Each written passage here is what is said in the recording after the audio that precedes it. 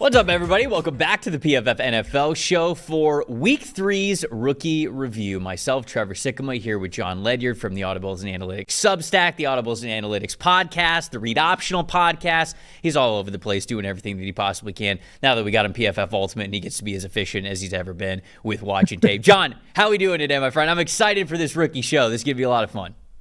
Well, it's another day with PFF Ultimate, like you said. So obviously I'm doing I'm excited. We finally feels like we're getting like some quarterback performances to talk about. I know you talked with Seth about the Jayden Daniels performance. We'll talk a little bit about Bo Nix today. That's exciting. I think the running backs, a slow start, all three of the big name receivers, we were like, oh, after week one, it's like, okay, how long is this going to take for everybody? Now, all three seem to be off and running for a bit. We'll talk about Odunze today. So there was a lot of really cool rookie performances to talk about. The offensive line class continues to stand out. I know people always like, oh, offensive linemen, they, the diehards. That's what the diehard fans want to hear about the offensive linemen on this podcast. But we've just got tons of great topics to get to, including one of your draft favorites. So it's going to be really fun. Oh, buddy. I am stoked about that, to get into that. And obviously, we'll get into it throughout the show. Hey, obviously, we're going to talk about a lot of PFF stats here on this show. If you guys don't have a premium PFF subscription, you can get one now over at PFF.com. Get a PFF Plus subscription there, and you can see all of the premium stats that we'll be bringing to the table. So we're talking about these rookies. We watch the film of them, obviously, but then we're able to sort of give you some statistics to let you know just how good these players are doing. You could do that yourself by getting a PFF Plus subscription over at PFF.com. Yeah, I did want to touch on Jayden Daniels really quick. It's funny, we do, just to allow people to peek behind the curtain, we plan a lot of this show on Monday, who we're going to talk about, because we got to watch a lot of film on these players to get ready to record these shows. And so we do a lot of the show planning on Monday, and we don't often have the opportunity to watch the games on Monday night, the game or the games that we had this weekend, and be able to react to that. But Jayden Daniels' performance is so unbelievable. I at least wanted to bring it to the table. I'd love to hear just some quick thoughts from you on what you thought of Jayden Daniels. But John, specifically to me, what I loved about Daniels against the Cincinnati Bengals, the confidence that he's already playing with. Incredible, man. I mean, just we saw in that game, they've got a fourth down situation, and Jayden's like looking to the sideline immediately. He's like, "Let's go for it! We're on fire! Keep the offense on the field. Let's do it." So to have that confidence already as a rookie, you love to see. I know football players offensive guys always want to go for it, but just to have that faith to be able to put the ball back in his hands was great to see. And then the other part of Jayden Daniels, sure, he's got a great arm. We've seen the mobility, everything like that. John, he didn't throw on the run a ton at LSU, and I dig into this a little bit deeper in my conversation with Seth. So if you guys haven't seen the QB showcase, you should go and watch that. But specifically, he only had 15 attempts all of last year at LSU where he threw the ball on the run in a scramble situation. And people go, oh, well, he's a super mobile quarterback. He'll be great throwing on the run. Yeah, he just didn't do it a lot at LSU. He did it quite a bit against the Cincinnati Bengals. He was 3 for 3 throwing off of scramble situations. He was 6 for 6 when you throw in design rollouts as well, so those throws on the run. It was a part of his game that we were hoping he would develop more and get to more, and we already saw that against the Bengals. So I just wanted to say that sort of about his scouting report of what I thought of Daniels and what I thought of that Week 3 performance. Unbelievable, but specifically those two areas was so much fun to watch for him. So I'm curious of what you thought Daniels pre-draft. Well, I think you nailed it. Like we talked about week one, we talked about him, right? We went over his performance against the Bucks and what are some of the big takeaways I had in that game. Would not throw the football down the field, even when it was there. Tucked it and scrambled. Everything was moving way too fast for him. He seemed overwhelmed. It was one read, check down, or it was one read, scramble, even if it was a clean pocket. Didn't feel like he had confidence in terms of being able to see down the field. The other thing was throwing on the move, right? If he's going to become a runner, he's going to play out of structure, and he's going to be somebody who's more in the 3-second time to throw range, then you have to be able to be a creator with your arms still. You can't just be a creator with your legs. The fact that he's gotten that from week 1 to week 3 is really impressive. In this game, we saw him make a number of really good throws down the field. Everybody loves to hate on Cliff Kingsbury. I get it. I'm not saying I'm a Kingsbury fan. I've had my moments where I wanted to pull my hair out over things Cliff Kingsbury was doing. However, I think it was untrue and unfair that people were saying that they haven't designed opportunities for Daniels to take shots down the field. They had. It's on the tape if you watched. And in week 3, and even some in week 2, I think he put one down the field in week 2. But in week 3, he started letting the ball go. He started trusting in it, being confident in it, making those throws. And you saw, obviously, he hit 2 big ones down the field in this game. And the other thing I think that was really telling, and I said this to you after the Bucs game, even though that game wasn't that competitive, and toward the end of the game it was clear they were going to lose, he was keeping the ball, trying to run guys over. And we'll the health thing is a boring conversation, but it matters. It just, how can we know what's going to happen in that regard? Right. But it speaks to his toughness and his moxie. And I said that to you. I said the look in his eye late in the game did not seem like somebody who was overwhelmed or put off by the fact that they'd struggled at all. Mm-hmm. And it was so cool to see that. Like, I just felt like I could recognize that in him even after that game. And it was just like, man, this is interesting. Like, none of this seems too big for him, even though he's had a pretty awful day. And as you hear teammates and coaches talk about him, you hear like that, he is unflappable as a personality. So we know traits matter a ton as quarterbacks from a quarterback perspective. We just aren't in position to evaluate those very much as draft people before the draft because of our vantage point into these players and who they are as people. But once they get to the NFL, we start to see it more and more. And we know what those traits are. And I think for him, it's obvious that those traits are pretty positive. Yep, I agree. We'll dig more into sort of Daniels in the last 3 weeks and everything, because we're going to, at some point in the near future, do a show where we keep tabs on offensive and defensive rookie of the year. Maybe we'll do that for next week. We haven't discussed that yet. But over the next couple of weeks, whenever it is, I'm sure that we're going to bring up Jayden Daniels once again. But let's get into some of the guys that we wanted to talk about here on today's episode of the Rookie Review. Who do you want to start with? I'll go to you to start for the guys that we already sort of decided that we were going to talk about here. Who do you want to go with? Well, you see me grinning because I know you want to start with, and it's a guy that I picked that we should talk about for a couple of reasons, actually. This one might actually interest fantasy football people too, but Bucky Irving for the Bucs, draft favorite of yours. He has been getting more run lately, and the swell on especially amongst fantasy football Twitter, I think, has been growing for him to get more opportunities compared to Rachaad White. And I get it. Their numbers are very different for the season if you look at yards per carry average, if you're into that sort of thing. In this game in week 3, Bucky Irving, 9 carries, 70 yards, 3 catches for 14 yards. He forced 8 missed tackles. 6 of those were as a rusher. 2 were as a receiver, I think. But there were minimal gains after those misses. And I think the interesting thing about evaluating him against Rachaad White, and I know some of this is just what do we see from Bucky Irving, which I'll talk about too, but this is kind of an interesting part of the evaluation, is that Irving and White are basically running opposite schemes as rushers this season. It's really fascinating. The Bucs have clearly, they talked about in the offseason, they wanted to become more of an outside zone team, but they've basically just asked Rachaad White to become an outside zone back. I have always thought White is more of a downhill runner. If you ask him to stop and cut, because he is not a very explosive player, that is just something he does not do as well. Is stop, recognize all, cut, get downhill. Like, that is not his game per se. So I've never found him to be a great fit for that type of a scheme. They wanted to go in that direction. It was one of my big concerns going into the year. This season, White has run 22 zone runs and 9 rushes on other concepts.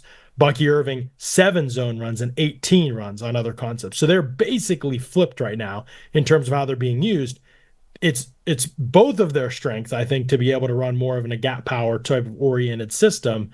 I don't think the offensive line for Tampa Bay or the entire construction of the rushing attack has done very well in outside zone rushes at all. In fact, their outside zone, I think, grade for Pro Football Focus was like in the 46 range, I think. And their EPA per play on gap power runs, no matter which one of these guys is running the ball on those, is in the positive and very in the negative for outside zone, even inside zone. So I think it's really interesting because White is getting way less opportunities to do what the Bucs do well and what he does best too.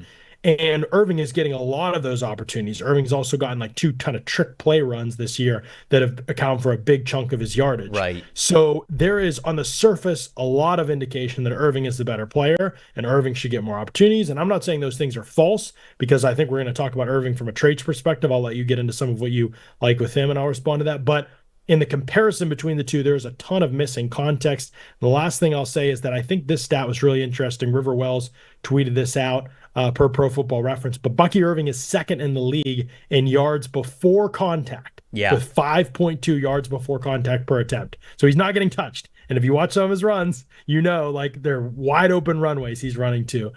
And he's behind Lamar Jackson in first and Saquon Barkley is in third place. So Bucky Irving second in the league in that category. Rachaad White is dead last in the NFL. 0.5 yards before contact per attempt. One guy is getting hit consistently in the backfield. The other guy has wide open runways to run to from what I'm seeing. So this isn't necessarily a knock against Bucky Irving, who I think has been very good in the role that they've asked him to play this season. I'm just not sure that the stats tell the full story in the tape as usual does. Yeah, no, I think that that's fantastic context for both of these guys, because after watching both of them a little bit this morning before we're doing this show, they're not that different. They're really not. Like, I think Bucky is the better player because I think he has more short area juice. When it comes to putting his foot in the ground and cutting and being able to make guys miss in a phone booth, if you will, playing between the tackles, just all that stuff, quicker decision making, and again, how much ground you are covering when you are changing direction. I think just Bucky Irving has more to him. Neither of these guys are going to be guys who are just going to be streaking up the sideline. They're going to hit these massive home runs for you. That's not really going to be their game. White is sort of more smooth, whereas Irving is a little bit more like jagged, and not that one is sort of better than the other, but it's just they're a little bit different in styles, but they are kind of the same player. And I do love that you brought up the fact that their numbers look very different, but there's a reason the numbers look very different. It is not this cut and dry, Bucky Irving is very clearly the better football player when he touches the ball. I think he's the best back on the team, but I don't think it's this like runaway crazy, why are you giving Rachaad White the football? I think that it is genuinely a committee approach between them as a 1A, 1B. I just think that Irving should probably be the 1A. And I do agree with you that when it is between the tackle stuff, Bucky has a lot more production, but I didn't know it was to that extent, that it was so different of how much zone they're trying to run with White versus how much zone that they would be trying to run with Irving. And maybe that's not on purpose. Maybe it's just hey, we've tried to establish zone running early on, and White has been the primary early down back. So maybe it's just sort of been unlucky that they're running these blocking concepts that they're not best at when Rachaad White is in the game versus when Bucky Irving kind of comes in the game, especially in the second half, to salt things down, and they go, all right, well, the zone stuff wasn't working at the beginning of the game. Let's switch it. Now Irving's the one who's in the game. Now he gets to benefit from it. And I'm glad you brought up the yards before contact stat, because that is the one that stood out to me the most. The discrepancy of total yards or yards after contact or all of this stuff, it all favors Bucky Irving. But you are right. Total rushing yards before contact this season, Bucky Irving has 54. Rachaad White has -1. So it's not even close. The blocking has been much better for Bucky. And so, like I said, I think that it's a 1A, 1B thing. I still believe that Bucky should be the 1A of the 1A and 1B. But that's why I think that his skill set is more... It's more difference making at the NFL level because of the short area quickness and the juice and the explosiveness that he has compared to Rachaad White. So that's kind of my thoughts there.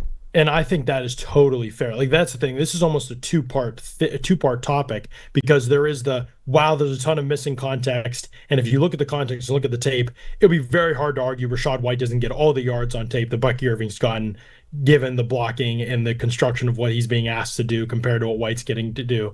And the fact that Bucky Irving has not fared any better on outside zone runs this season. He has very much struggled in the 8 that he has this year in terms of his production on those runs. And so I think that part of it is definitely true. Now, you can look at Bucky Irving from a traits perspective and say he's more elusive than Rachaad White, especially as a rusher. Yes. There's always been this so strange dichotomy with White, and that he's just not that elusive as a rusher, but he's incredibly elusive as a pass catcher. Get him out in space, he almost always makes the first guy miss, or at least picks up a couple yards after contact.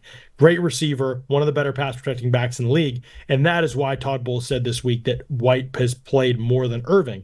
But I don't know if you knew this, Trevor. I didn't know this until the great Greg Auman tweeted it out this morning. Bucky Irving leads all non-rookie quarterbacks in touches this season with 30 when you combine carries and receptions. Isn't that crazy? He's more than Neighbors. I mean, obviously he's a back, so he's getting catches and he's getting carries. But I thought that was very interesting. Part of it is no rookie running back is really taken over here. And so I thought that was interesting, and I think that he's getting a lot of touches so far this season. He leads all of what? What was that?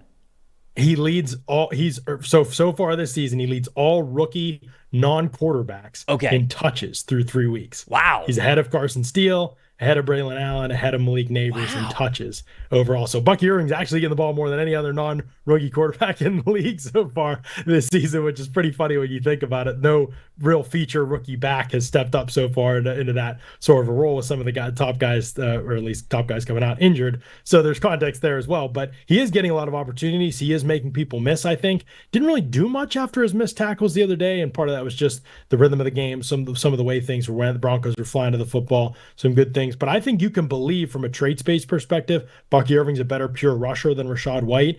And I still think you can make the argument that the numbers are really disingenuous in proving that. It's basically still a draft evaluation or a skill evaluation of those two guys that's going to determine that, not necessarily the way they've produced on paper so far. And the fact that White is a better pass protector and a better receiver probably than Irving, although I think Irving's done solid in both of those areas. His size, we'll see what that means for him in pass protection in a larger role. But I think that is the big reason why White continues to play. He is legitimately one of the better passing downs backs in the league, and I don't think that should be slept on. Yeah, for sure. I'll switch to the opposite side of things. I'll just keep it Buck-centric, and then we can sort of move on to the other rookies that we want to talk about. Because I did want to bring up... We're going to get dubbed as homers. But to start the show, whatever. We talked about Jayden Daniels first, so it's fine. We can get over it. They can't say that we started here. But I'll just go back-to-back Bucks here. Tykee Smith, they're slot defender. They're a strong safety. I did want to bring him up because I thought he had a fantastic day this past week, albeit through a not great performance, I think, through most of the team. He stood out, in my opinion. Played 41 snaps in this game, which was 60% of the overall snaps for the Buccaneers. 36 of the snaps came in the slot, 5 came in the box. 85.0 defensive grade this past week. 86.2 run defense grade and an 82.4 coverage grade. Almost got himself an interception, and his best coverage play did come on this beautiful read where the outside defenders and the deep defenders, they were in a cover 3 shell. He was in an underneath zone with the cover 3, and he sort of turned off of it because he did an excellent job watching Bo Nix's eyes. And there was actually a route that was underneath him, but he understood the situation of the play that was going on where I think it was 3rd and 7, if I believe I have the down and distance correct. But it was a 3rd down play where Tykee Smith knew that, okay, I have the underneath route. There is a wide receiver that is running sort of into my zone in my area, but he stayed, in a position where his back was to the line of scrimmage. So he was in this like kind of shuffle position, and he was watching Bo Nix because there was another receiver behind him, which the deep cover 3 man should have in theory. And he did. He was close to the wide receiver. But that was the only receiver that could have gained the first down if the ball was going to go to them. If the ball went to the player that was in front of Tykee Smith, he knew that he could turn his hips, still run, and be able to tackle that wide receiver before they reached the first down marker. So instead, he remained aggressive, kept his eyes on Bo Nix, and watched him throw to the deeper receiver, and he was able to go cut it off, and he almost got an interception. And it was just, that is beautiful situational football awareness. And I think when I remember Tykee Smith and what he was at Georgia, I felt like that was a big reason why they loved this player. He was a run defender, which I'll get to in a second, that was fearless, but he was also somebody who understood situational football very, very well. And that's not always present with players. Sometimes you just tell defensive players, hey, this is your zone. Make sure nobody catches it in this zone. And they go, okay, I can do that. That's my assignment. Or you get a player who you go, hey, this is your wide receiver. Don't let him catch the football. And you go, okay, great. That's my assignment there. But it is those players who can really ascend to their talent level, the ones who understand things that are going on around them, and the people who understand, like Tykee Smith did on that play, even as just a rookie, you understand what's going on there. Yes, this guy can catch the football, but I have enough space in between me and where the first down marker is to where I can tackle him.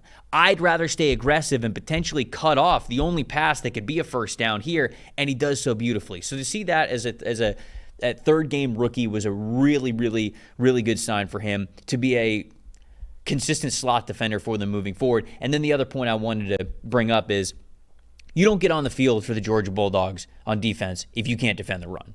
Straight up, especially in the slot. It was the same thing for Jonathan Bullard, and it was the same thing for Tykee Smith. You don't get put on the field if you cannot defend the run. And Tykee Smith is never afraid to be physical. He's always going to rally to where the football is. He's great at taking on receiver blockers, whether it's a wide receiver screen or a swing pass out of the backfield.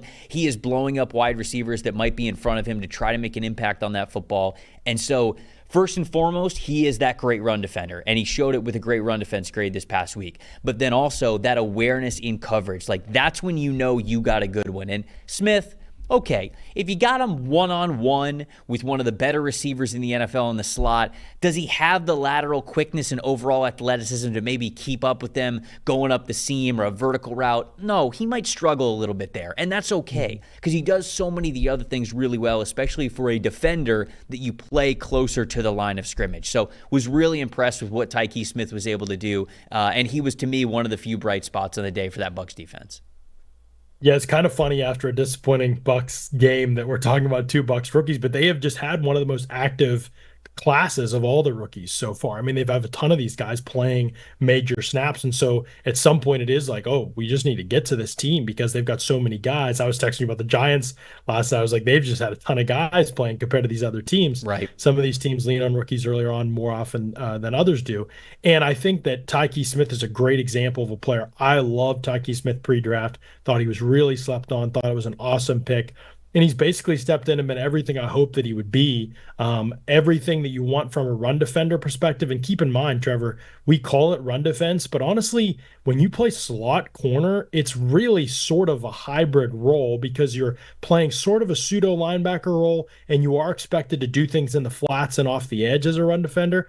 But you're also, I mean, so much of today's NFL game is quick game and the long handoffs, right? The throws out to the flat, the screens. That is all a huge part. So block deconstruction, yeah, maybe not against offensive linemen, but getting off wide receiver and tight end blocks on the perimeter is just a huge part of playing this position. If you can't do that, you probably aren't going to be very good. And so we've got a couple in this class who are really nice, and I know if Andrew Phillips is healthy enough, we'll probably talk about him down the road too. But Smith's ability to do this at a high level is really, really impressive. And there's a lot of different ways to do it. You can stack and shed guys on the perimeter and get in and make plays, or you can dodge blocks and weave through guys and make plays. You got to be a good athlete to be able to do that. Smith has done both so far. And so really, really impressive. The instincts, the ability to fly up, the physicality, the technique, all that stuff shines.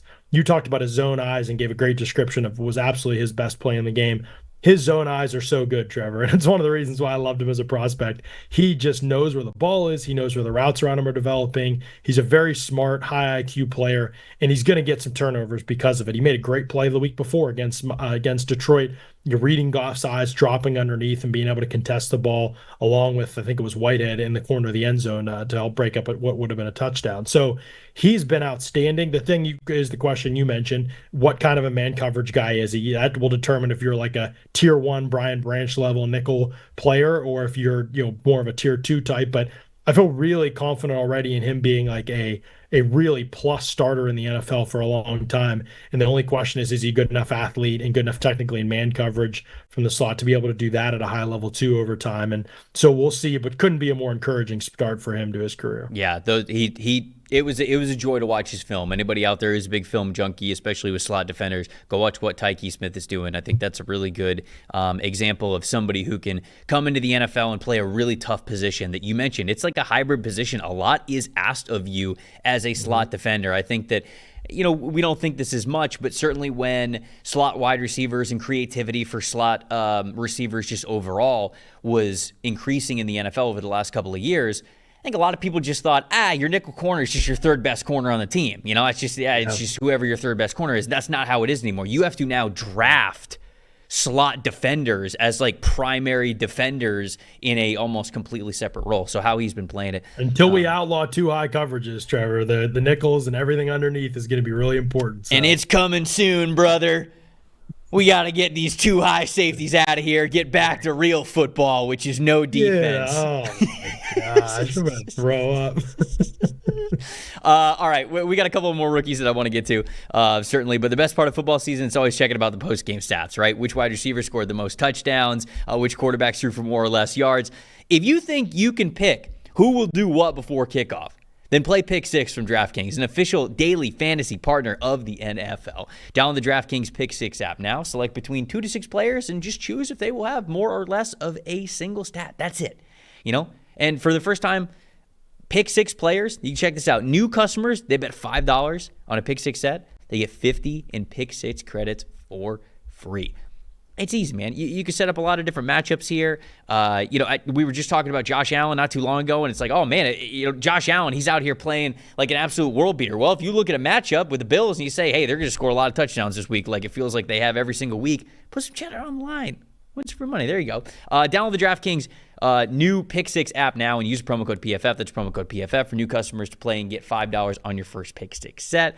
Get $50 in Pick 6 credits when you do that. Only on DraftKings Pick 6. The crown is yours. If you've got a gambling problem, call 1-800-GAMBLER. Help is available for problems with gambling. Call 888-789-7777 or visit ccpg.org in Connecticut. Must be 18 plus. Age and eligibility restrictions do vary by jurisdiction. Pick 6 not available everywhere, including New York and Ontario. Void where prohibited. One per new customer. Non-withdrawable Pick 6 credits that you get do expire in 6 months. Limited time offer. See terms at pick6.draftkings.com/promos. All right, John, who's the next rookie that you want to bring to the table here?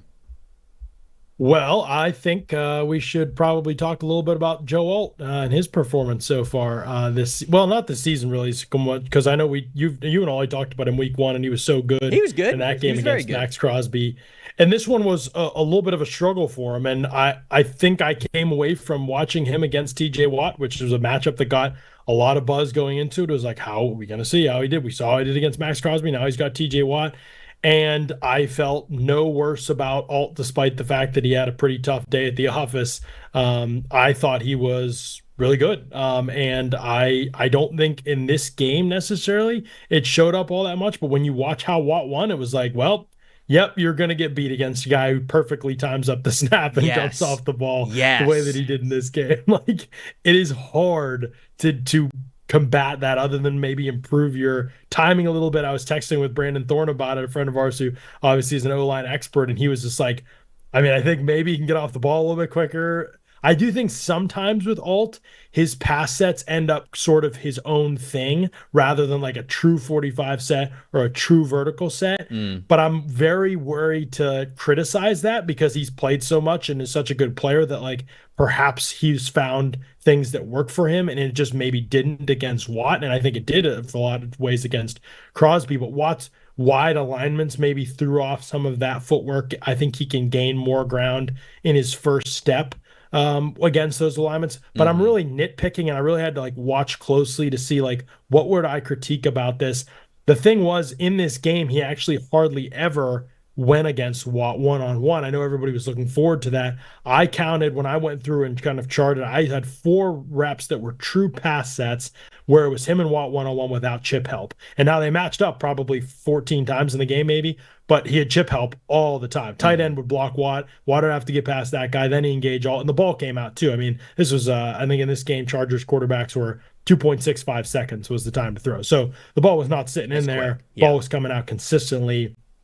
And they slid protection to Watt at times too. A guard would take away any inside moves that he had one time that helped Alt out. But on the 4 times they were one-on-one on an island, I thought Watt won all 4 of those reps. He gave up 1 sack. Alt gave up 1 sack. He had 2 pressures. He had a holding penalty to prevent a sack. The speed dip and rip rush gave Alt the biggest issue. It was almost all outside hip stuff in that game. And so, being on an island just 4 times and losing the last one was like a long arm push-pull pressure, I think is something that we'll have to keep an eye on with Alt, because the big question with him, right, is just like, I think in a lot of ways is if guys get into his frame, what does that look like for him? And that was the only one where I felt like that really happened with him. There wasn't a lot of bull rush situations in this game. So I think Watt's just that good off the ball, and against wide alignments with a player as quick as he and explosive as he is, when he does time up the snap well, I think Alt's going to have to alter some things. But I saw it more as like he'll go back to the tape and he'll like mentally he'll know what to do in those situations rather than he's just really flawed physically in a certain way. Yeah, this was not nearly as rough of a game as I thought that it was going to be for him. I agree with you. And Watt had a decent amount of success, good success, I would say, against basically like all of the non-TJ Watt reps that he went up against. It was just the fact that, same thing, man.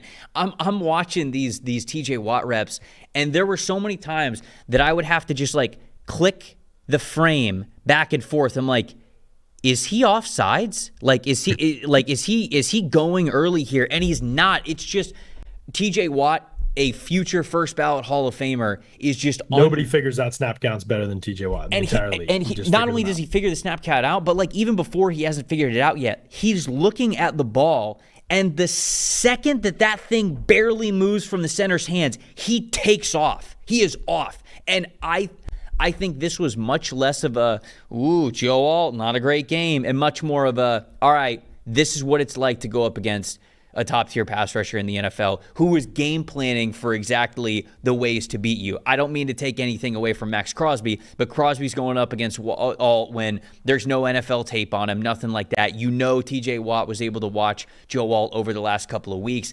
And I think really attacking the outside shoulder consistently, there's a reason why he continued to do that going after Alt, because I agree with you, and I agree with Brandon. There were times when I watched Alt and I go, yeah, okay, your first kick step, you're kind of like, he was planting hard. Like he was really like, he was launching out of his stance with that first step, and he was stretching a decent amount, but Joe Alt really has never had like this deep stretch when he's been in a 45 or a vertical set. But that first step was hitting the ground really hard, like he was really bracing himself to still be able to play with power. And sometimes when you see guys who know they have to take on a speed rusher who's coming from a really wide alignment like Watt was, you won't see them, stomp the ground as hard to like still have a lot of pressure on them. You will be more light on your feet. You are first step, and once you hit the ground, you're still on your toes because you're immediately trying to kick slide even further.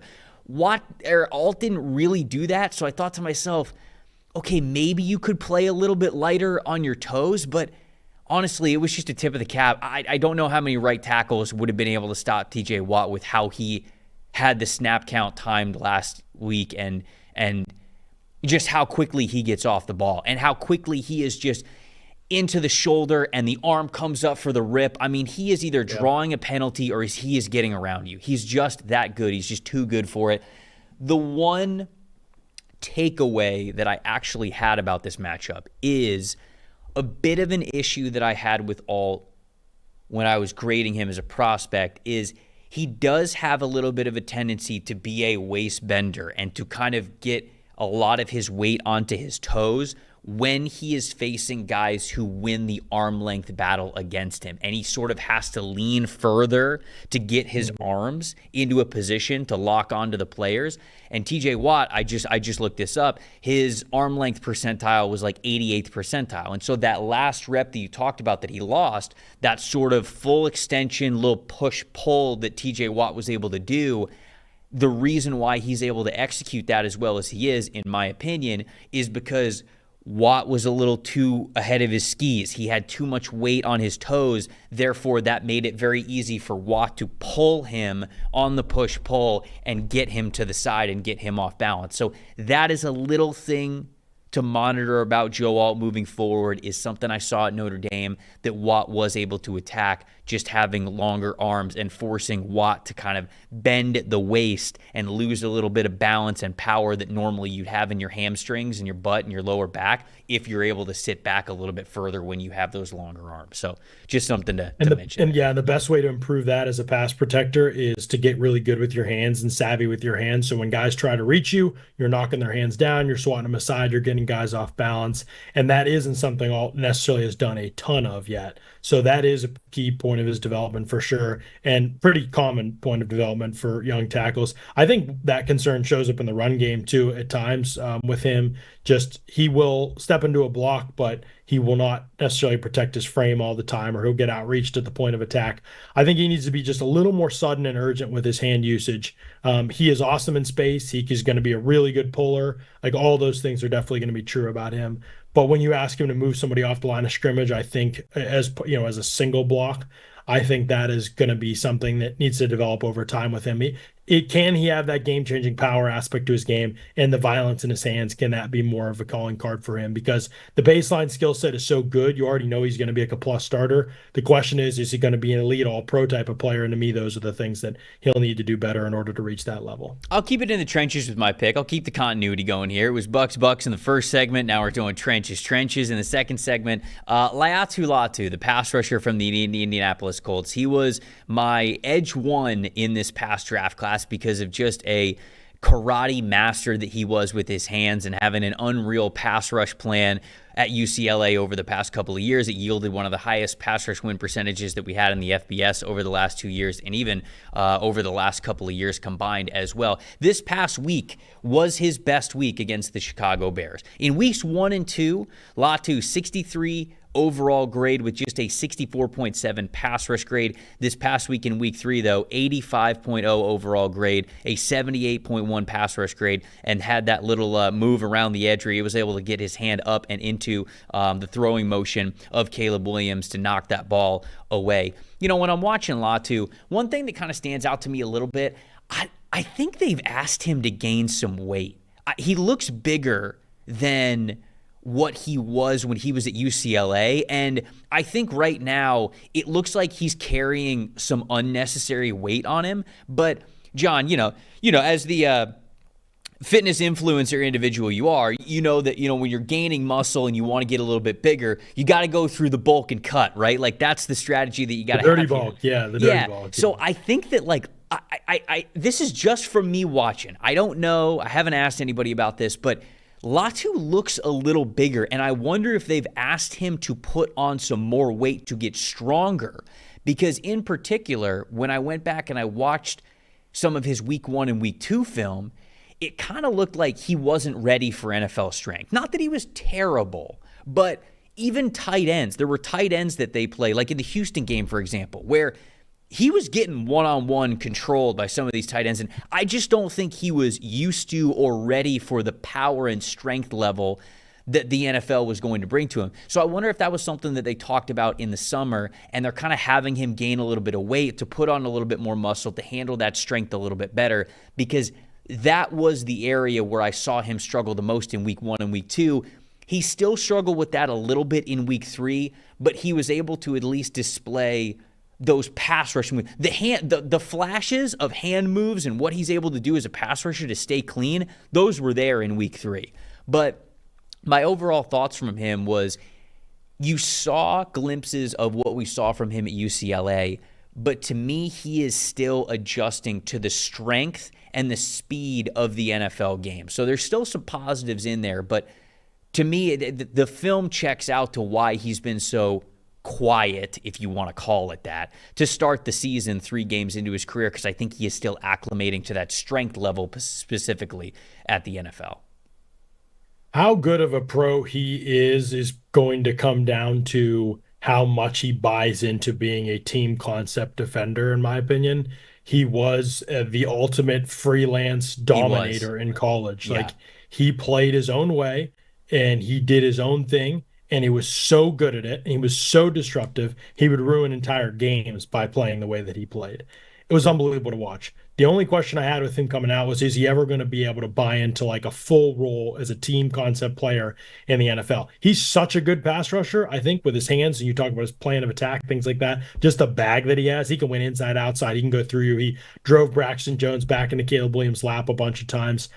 I think all of that stuff is there. For him now, he's just got to decide, do I want to be a full team concept player? Am I going to learn what I'm supposed to, where I'm supposed to be in the run game, how to take on blocks, watch through blocks? It's still, if a guy gets out in space near him, he'll make that play. But how to get off blocks, how to get in pursuit, how to occupy my gap, like all those things. I think he knows them. Is he going to show the same dedication on those reps? And it's not necessarily an effort concern. I think he's just got to buy in to being like that type of a player. Because in the NFL, even if he was like the most unreal athlete, which he is, and he's a plenty good athlete for his position, but he's not like a top tier edge rusher athlete that we've ever seen. He's not Oweh or one of these guys. Like, he's just not that type of a freak.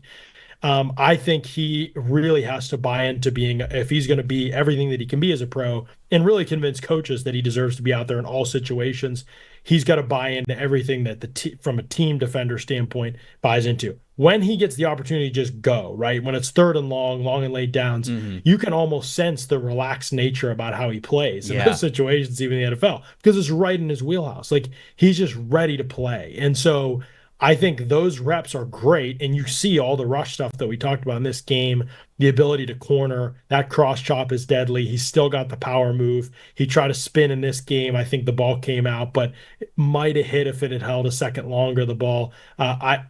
I really think like he's going to have the full bag as a rusher. I think right now there's the sequencing of moves. Like he's still like, when do I do this? I have so many different moves. Like reading when to do things is probably going to make him like his best production years might not hit till year 2 or 3 because of that. But he is not going to be trusted as a full-time, every down starter type of player. We think about Watt and Highsmith. We're talking about guys like that who are playing like, 80% or more snaps in a game. Crosby, like those kind of guys. He won't be trusted as a player like that until he's ready to do the whole job at a high level. And he's not at that point right now. Hopefully he can get there. But the rush stuff, like at the very least, he's going to be one of the great mercenary rushers in the league, I think, because Yeah. there's just so much there to work with him. And I think that part's only going to get better as he gets used to playing against NFL talent. Yeah, and it was good to see that in this game, even as he is continuing to acclimate, in my opinion, to NFL strength level. Like you mentioned, when it is sort of a hey, Latu, just go get the quarterback. You can tell he's like, all right, hell yeah, like it's time. And he wins very quickly. He is able to win still very, very quickly at the NFL level. And I'm glad that you brought that up because he was at UCLA. I remember specifically his run defense grades that we had were pretty high, but you watch his run defense reps and they are simply high because he is penetrating, like he is still attacking. He is just winning so fast, he's getting into the backfield. So he's not exactly, holding the line of scrimmage or, working to keep things clean so the linebackers can come up and make the tackle. Like he was very much like, okay, I'm just getting into the backfield. That it was basically UCLA it felt like playing a different type of defense. And then there was Latu who was just like, all right, get in the backfield every single play because you have a chance to end the play before it even begins. So yeah, I think that's a really good call out by you. I'm excited to watch him continue to progress. I'm glad that he got his first test of, getting his hand on NFL ball and knocking it away and getting towards Caleb Williams because I think we're going to see a lot more of that for sure. When you guys are hiring for your small business out there, you want to find quality professionals that are right for the role, right? I mean, that's what we're all looking for. That's why you got to check out LinkedIn Jobs. LinkedIn Jobs has the tools to help you find the right professionals for your team faster and for free. Obviously, we do a ton of hiring here at PFF, and we're always looking at a lot of different resumes, a lot of different people, but it's more than just a resume, right? You want to hire the right person for your team, person for that role, somebody who could gel with your brand and where you're going. It's not just the day-to-day job. Can they do this position? It's about becoming a true member of the team. LinkedIn, it's not just a job board. They help you hire professionals you can't find anywhere else, even those who aren't actively searching for a new job, but might be open to the perfect role, which is sometimes the best employee that you can hire. In a given month, over 70% of LinkedIn users don't visit other leading job sites. So if you are not looking on LinkedIn, simply put, you are looking in the wrong place. On LinkedIn, 86% of small businesses get qualified with candidates within 24 hours. You can hire a professional like a professional on LinkedIn. They know that small businesses, you guys are wearing so many different hats, you might not have the time and resources to be able to devote to making a hire the way that you want to. That's why 2.5 million small businesses use LinkedIn for their hiring. Post your jobs for free at linkedin.com/PFF. That is linkedin.com/PFF to post your job for free. Terms and conditions do apply. All right, John, we got two more rookies that we want to highlight here from the Week 3 performances in the NFL. Who is your last rookie that you're bringing to the table here for the people? Well, let's stick in that Colts-Bears game, and we'll go to Bears wide receiver Odunze, who we have been waiting to see when the statistical breakout performance will be. We have seen him get open. I think the tape has been just fine through 2 weeks. So I'll talk about some of the concerns, not really concerns I have, but just some of the areas for growth. But the fact that he's consistently getting open is a pretty good sign, I think, because if there was a question with Odunze that some people had, I was very high on Odunze. I had him wide receiver 3. I had him, I think he was top 5 player for me in the class. Can't remember the exact order I had right now. But I think if there was a question for some people was, is he going to be able to separate at the next level? That part doesn't look like a concern to me at all. He is very smooth. He's efficient as a mover. He's not neighbors in terms of his movement skills, but we knew that going in. His speed, I think, down the field looks 100% legit. He does not appear slow at all. He is beating guys down the field. So I think all of that stuff from an athletic, physical perspective, he looks completely fine to me. I would say A plus in that regard, everything you could have hoped for. So that's great because it seems like that part is going to translate to the NFL just fine in terms of how he moves. I think he just needs more urgency in all his movements. There's definitely some confusion, and this offense is not a simple one to learn as a wide receiver. But there's definitely some confusion at times about where he should settle, where his route should break, and things like that. And coming from the system he ran in, which was so wide open to one like this, I think there is going to be like a little more attention to detail that is needed for him. So that part is still developing. There was a post he kind of just like slowed down on, and Williams threw it middle of the field, and it was middle of the field open was his read, and he kind of settled down a little bit where he shouldn't have between two defenders, and Williams almost threw a pick because of it. And so those are the attention to detail things that I think are going to just develop over time. I want to see him play with great urgency when he is not the primary target.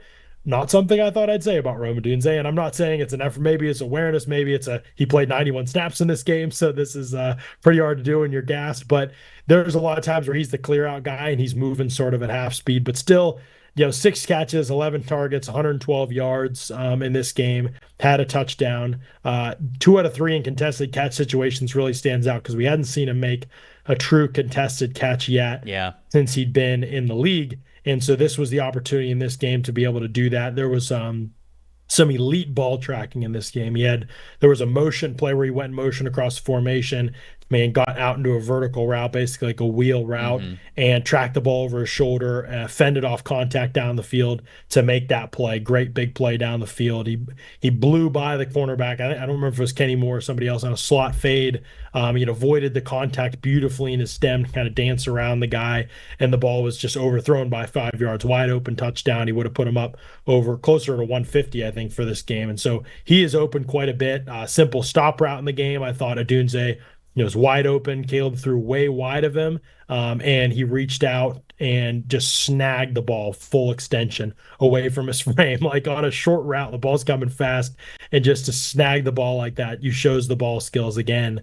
Real explosive out of his break on the speed out versus Kenny Moore from the slot for the touchdown that he caught. Thought that was really impressive. Like, there is a lot of burst out of his breaks, I think, for him. So all the athletic stuff checks the box, looks great. I think it's just going to be about some of the mental stuff and being consistent with that. But if the ball skills are still there, because remember, it was like that weird thing. I don't remember. I should have wrote down the full numbers, but like before his last year at Washington, he was like terrible in contested catch situations. Yes. And then his last year at Washington was like one of the best contested catch and high volume contested catch situations we've ever seen a wide receiver in. And he was like all-time dominant, something like that. So that, I think, is if you want to see that part translate from his game, like he's got to be the jump ball winner. He's got to be the Mike Williams-esque guy while also giving you more. After the catch, he had a missed tackle forced, or I think 1 or 2 in this game.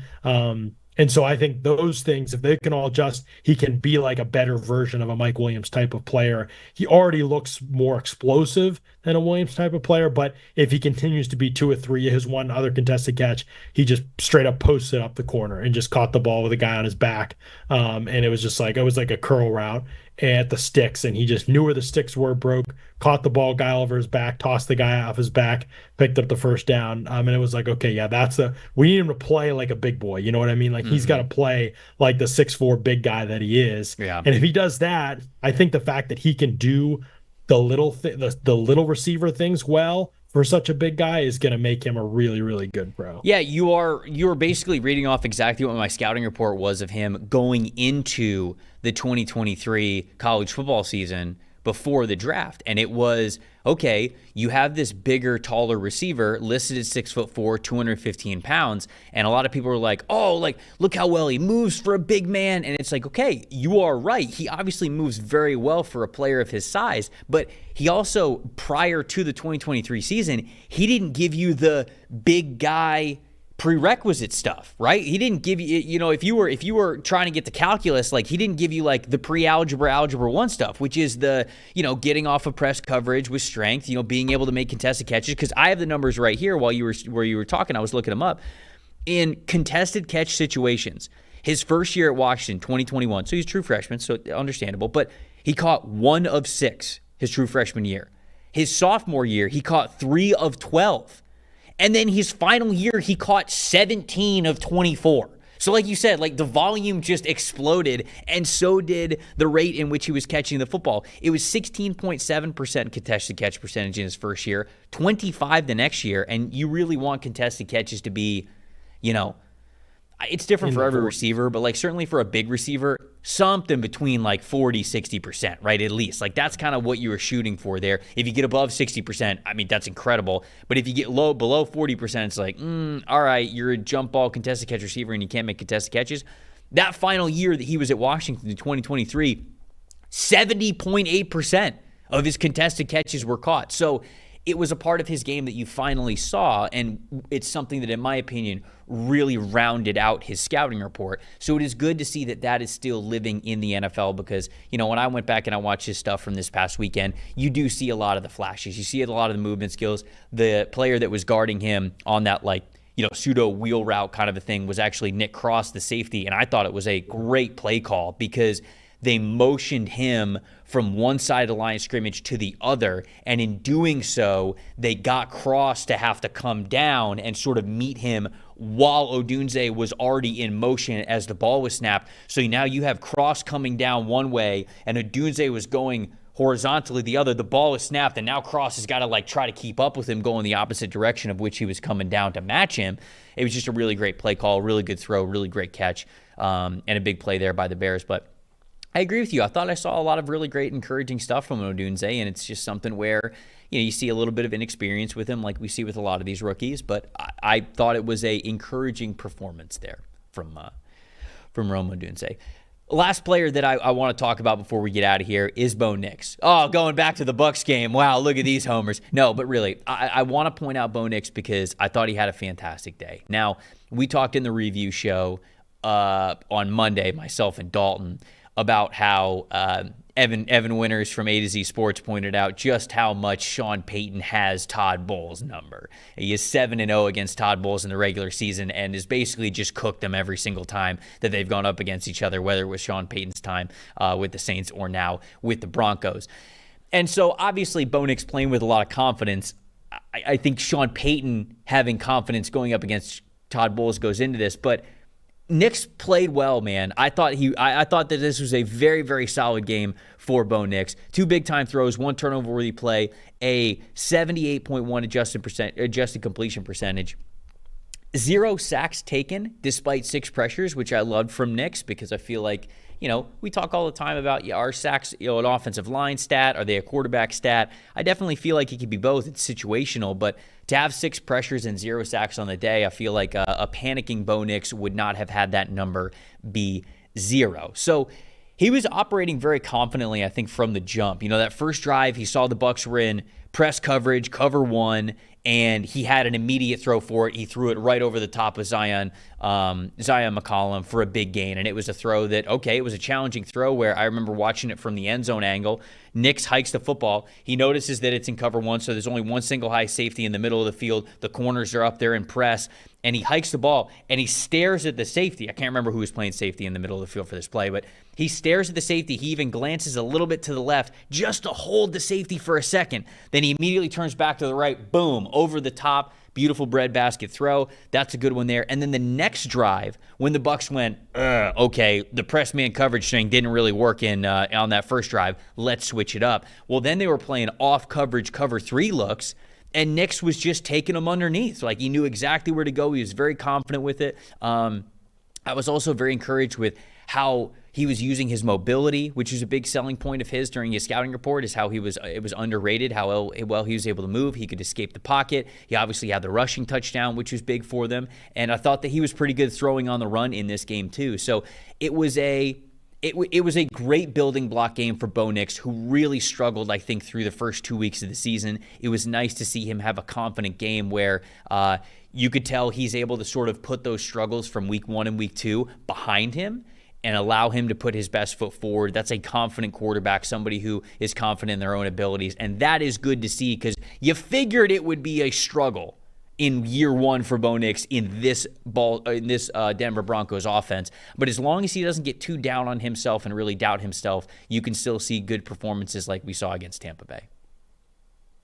Yeah, lots of questions still to answer, I think. But if you're looking for encouraging stuff, the fact that he put the ball down the field, I think was just something people in general were like, this is one of the worst downfield passes we've seen. And I don't mean downfield like 20 plus air yards. I mean like 10 plus air yards. Like, right. That's how bad the numbers had been going into this game.